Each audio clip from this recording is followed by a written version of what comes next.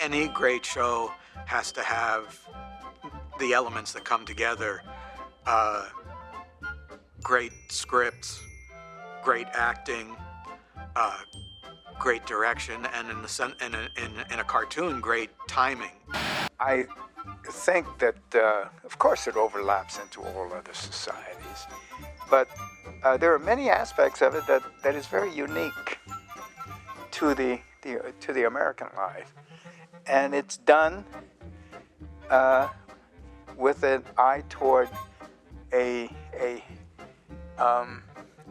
comedic or humorous view, an assessment of what that way of life is.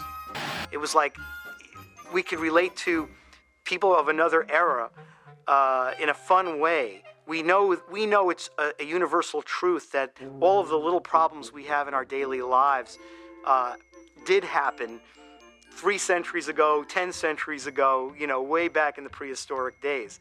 They still had problems with your mother-in-law or your boss. These are universal problems. These things don't go away. I think it's because the Flintstones are very specific characters, but yet they're generic enough that people can kind of imprint on them. I've met so many people over the decades that are just crazy about it. I meet guys, mostly more than girls, I think, that they say, I grew up on Hanna-Barbera. I watched it all the time, and, such fans. Yeah. And it's great. I really appreciate it to have been part of all this that brought this to these people. Flintstones are the crowning jewel in the Hanna-Barbera legacy. Animation was never really regarded as a kid's thing. When it started in the 1910s and the 1920s, and into the 30s, 40s, and 50s, they were shown in movie theaters. When television came in, animation, old animation from the 30s or whatever, were shown on television for kids. They were slotted in Saturday morning slots. They were slotted in the afternoons for kids and kiddie shows, that kind of thing. This was in the early days, the 50s of television, where there was no original animation done for television. Bill Hanna and Joe Barbera, who had been doing 7-minute cartoons for probably 30 years or more by that point, and suddenly they want to go into this new area. Hanna-Barbera left MGM.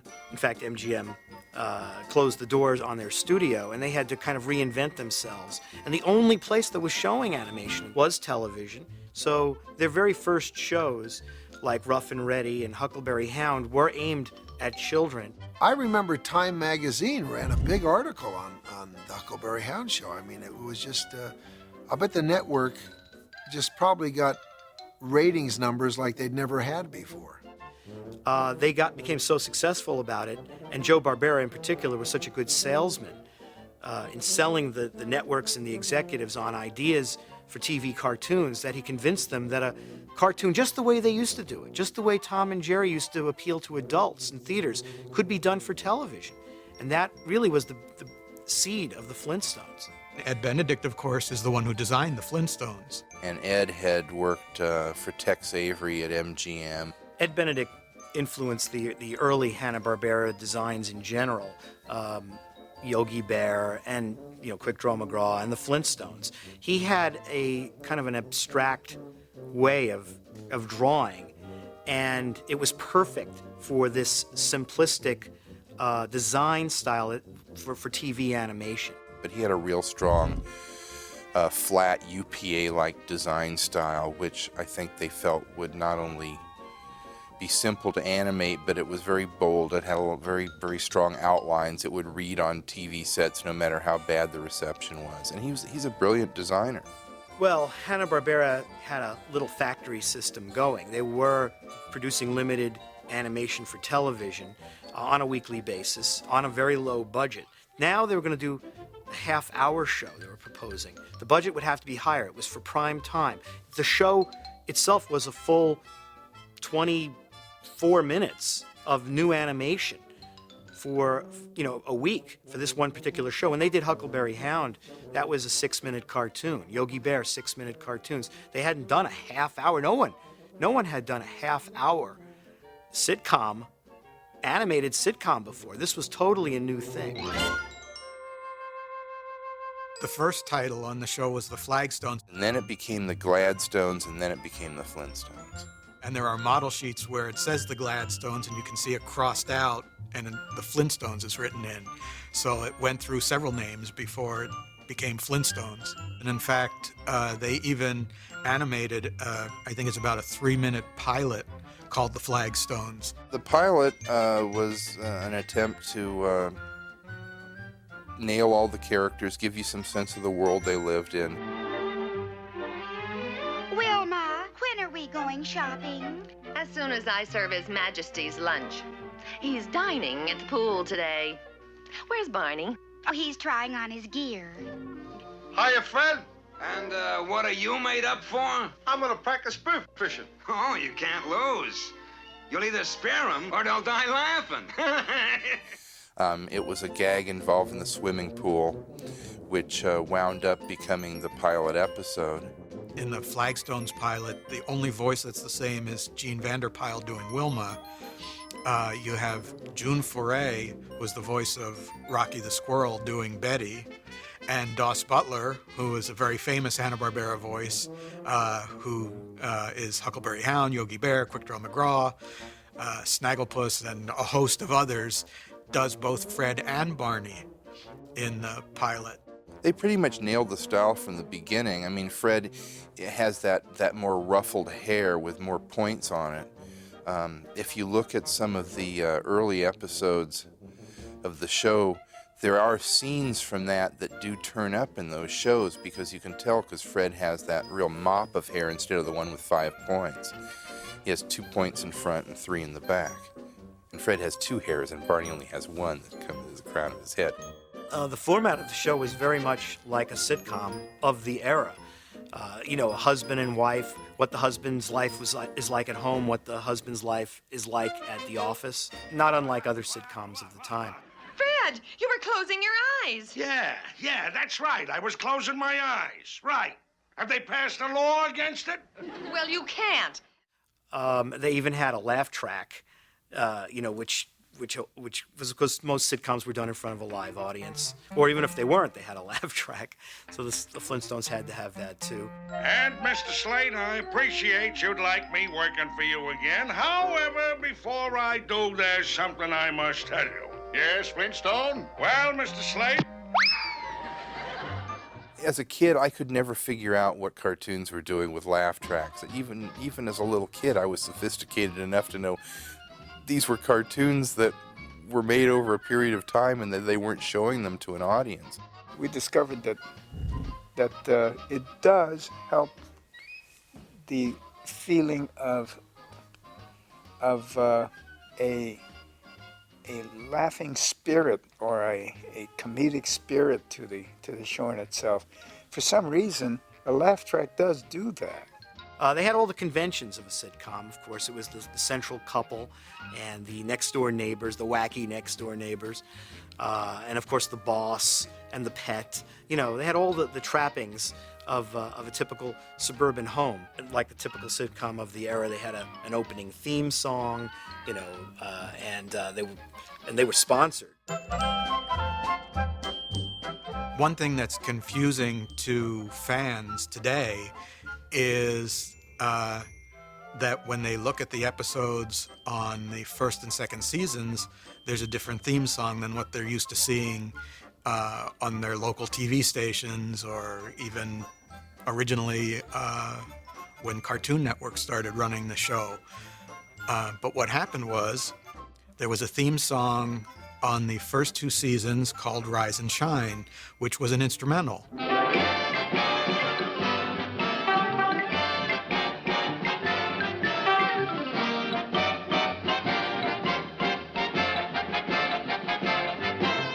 That was an instrumental version. It didn't have any lyrics at all, so it didn't really tell you anything about the characters. It introduced them all visually. Come production time for the 3rd season, Bill Hanna decided he'd like to have a theme song with lyrics. And they took a background cue that had been in the show since the very first episode, since the swimming pool episode, which actually was not the first episode to air, but it was the first episode produced. And when they're having their little swinging party out by the swimming pool, this song is playing. So they took this song, and that was Meet the Flintstones, and that's the theme song that almost everybody knows, and it ran from the 3rd through the 6th seasons. Then, when the show went off network and went into syndication, Bill Hanna decided that in those days, 16 millimeter film prints used to be bicycled around to all the local stations, so they would run completely out of order. And Bill Hanna decided that it would be too jarring for one day it's Rise and Shine, the next day it's Meet the Flintstones, and then the next day it's Rise and Shine again, and he just thought it would be too confusing, and so they stripped the Rise and Shine opening off the first 2 seasons and put one Meet the Flintstones opening on every episode. The original theme was lost for many years. I remember telling people about it, and they'd look at me like I was nuts, you know. Hoyt Curtin was a great composer. He started with Hanna-Barbera in the very beginning. There were other studios making TV cartoons, but Hanna-Barbera was like head and shoulders above everybody else. They were the ones you went to. Well, Bill and Joe were really pioneers in television animation. Bill and Joe developed this technique. They just took it to an optimum, and it's this thing that sometimes is referred to as limited animation. I prefer the term planned animation because you don't just limit everything. Just the term limited immediately makes you think you're missing out on something, that there's parameters that are preventing you from doing other things. The character designs are kind of more two-dimensional, a little flatter than what they were doing in theatrical, but they worked for television. They worked for this new medium.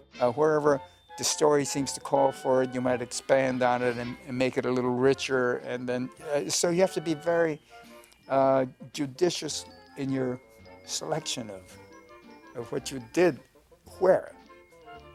And so planned animation consisted, of course, with an eye toward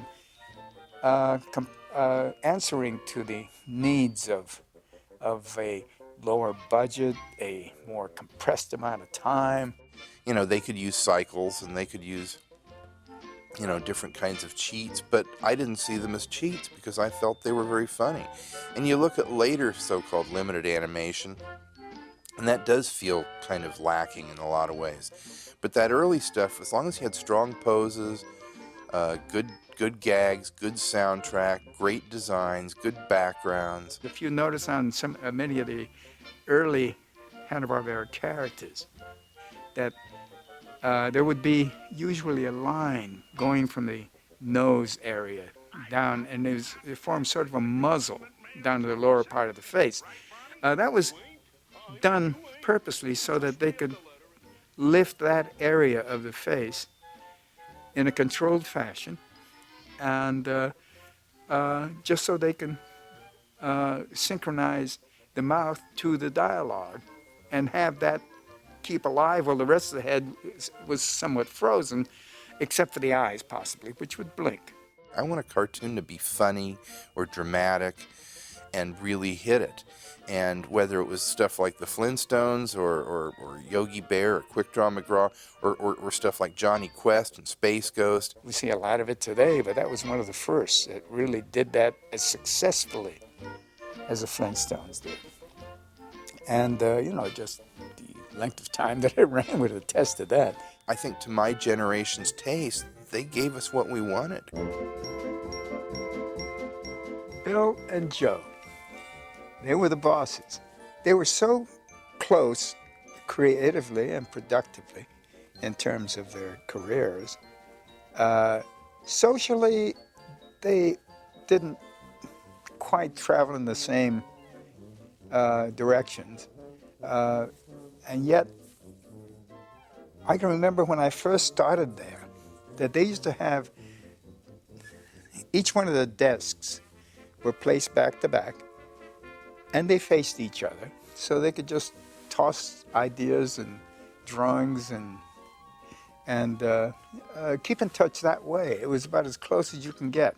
These guys were really, I mean, like I said, Joe came in every day, Bill came in every day. I mean, when I worked for them, they were already in their 70s, but they were still working every day, and they were very approachable. Joe's a force to be reckoned with. You'd never know that he was an animation producer. He comes on like an old-time Hollywood producer. Well, he's just, I was in awe of him. I remember when I was first working for him, and I mean, just had a wonderful personality, you know, funny, and he was so suave, you know. He's one of the best dressed men, you know. He was just great, really. No complaints. I was glad, I mean, quite truthfully, to have to be on his team. Bill seemed to concentrate more in terms of the organizational qualities of it, besides guiding the very creative area of animation itself. And he would take care of that. He would be responsible to a great degree of post-production.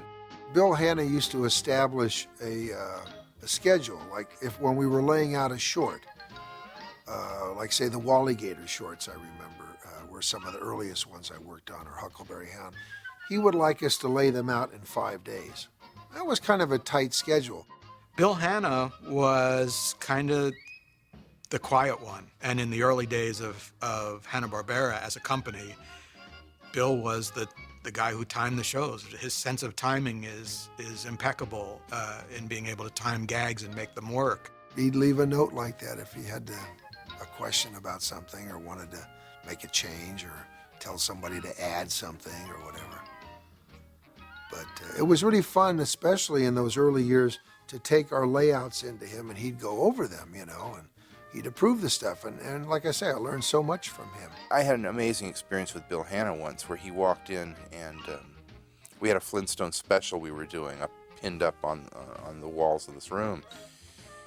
We wanted him to take a look at the storyboards before we started doing layout. And he walked through, and he hadn't even read the board before. And he's just in looking at it, and he's going, okay, well, cut this scene here. Don't have the character just walk off screen. Don't see him get in his car. You just hear the car door slam, then you cut to him, and he's in his car. And he would just go through the stuff like you or I were breathing. And he cut out all the unnecessary animation. He added gags. He streamlined the thing in just an amazing, intuitive way. And both of them contributed so heavily to what you saw coming out of the tail end of the material that came out, you know, out of that studio. You know, the very first cartoon character ever, in 1914, Winsor McKay's Gertie the Dinosaur. This was the first character animation ever. And I really feel it's wonderfully symbolic that the very first animation was of a dinosaur. And today we still celebrate the Flintstones, which feature dinosaurs, and it's set in the Stone Age. There's something about animation and the Stone Age that fit together really well. You've known people like this, and they aren't just concoctions, or, you know, and I do believe that really comprises the essence of what makes shows like the Flintstones so long-lasting and so very, very popular. I think we knew it was popular in the second season, but I don't think we knew just how popular. I think maybe by the fourth or fifth year, and of course, we had no idea that it would be running like even today in syndication. But if the Flintstones themselves weren't appealing, I don't think it would have the same kind of legendary status with people. I think the Flintstones will be around as long as there's television. It's timeless. It's the perennial man versus woman family comedy, and then it's funny on top of everything else.